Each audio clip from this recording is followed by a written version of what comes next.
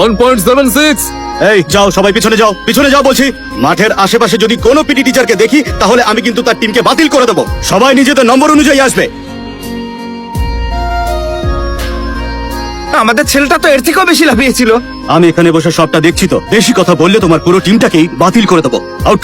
Madam, এটা জোচ্চুরি করছে madam. Madam, আমরা জিতছি আর ও চিটিং করছে, আপনি কিচ্ছু বলছেন না। রাগ হওয়াটা স্বাভাবিক, কিন্তু সেটা সঠিক জায়গায় দেখাও। আমি আপনাকে 3টে প্রশ্ন করতে পারি? বলো।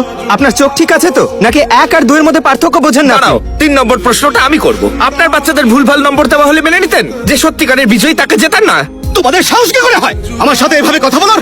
আমি তোমার টিমকে ডিসকোয়ালিফাই করলাম, শুধু তোমার টিমকে নয়, তোমাদের পুরো স্কুলটাকে ডিসকোয়ালিফাই করলাম। বেরিয়ে যাও, বেরাও। আমাদের স্কুলের নাম ডাকা হয়েছিল, এত নার্ভাস লাগছে কেন? তোমার বুকে ধুকপুকুনি তো আমি শুনতে পাচ্ছি। আমার ভয় হচ্ছে যে আমি হেরে যাব। হারার আগে ভয় পেয়ে লাভটা কি? আর জিত তো জীবনেরই অঙ্গ, আর জিতে গেলে তো কোনো কথাই নেই।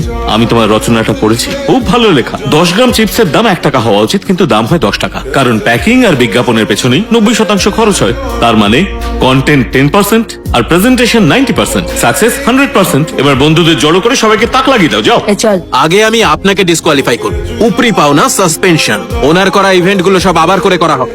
এবার বুঝতে পেরেছো? হ্যাঁ স্যার। তাহলে ভয় পাবার কি আছে? এরপর আসতে চলেছে পুতুল গভর্নমেন্ট হ্যাঁ। হায়ার সেকেন্ডারি স্কুলের ভাদি ভালকা। আমার এই চিৎকার হয়তো কারোর কান অব্দি পৌঁছবে না।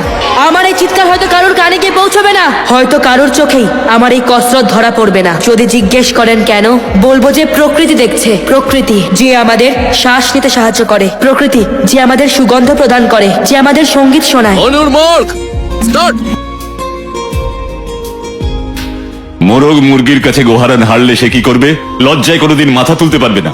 লোকজন যদি একবার জানতে পারে যে আমরা হেরে গেছি, তোমাদের ধরেও মাথাটা থাকবে না। ওই মহিলা তোমাদের সবাইকে বুড়ো আঙুল দেখিয়েছে। যাও এখান থেকে। Sorry sir. ঠিক আছে, যারা জিতেছে সেই আর্ট স্টুডেন্টদের সঙ্গে কথা বলো, ওদেরকে আমাদের স্কুলে ফ্রিতে অ্যাডমিশন দাও। 8টা সিট আছে স্যার, 50,000 করে ধরলে 4 লাখ হয় স্যার।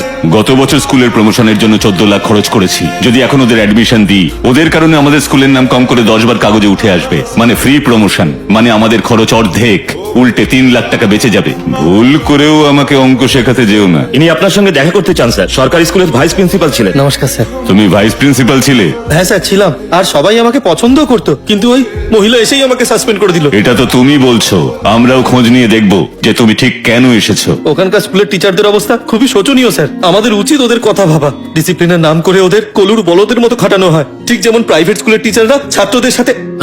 2 দিন বাদে ওখানে অ্যানুয়াল ডে এর অনুষ্ঠান আছে। ওরা এই অনুষ্ঠানেও আপনাকে পাল্লা দেবে ভাবছে। একবার ভাবুন আপনার স্কুলের উপর কি প্রভাব পড়বে এর। আমাদের পক্ষেই বলছে। হ্যাঁ স্যার। ওখানে একটা ফুলের বোকে পাঠিয়ে দাও। ঠিক আছে স্যার। এটা ভালো হবে না? খুব ভালো হবে স্যার।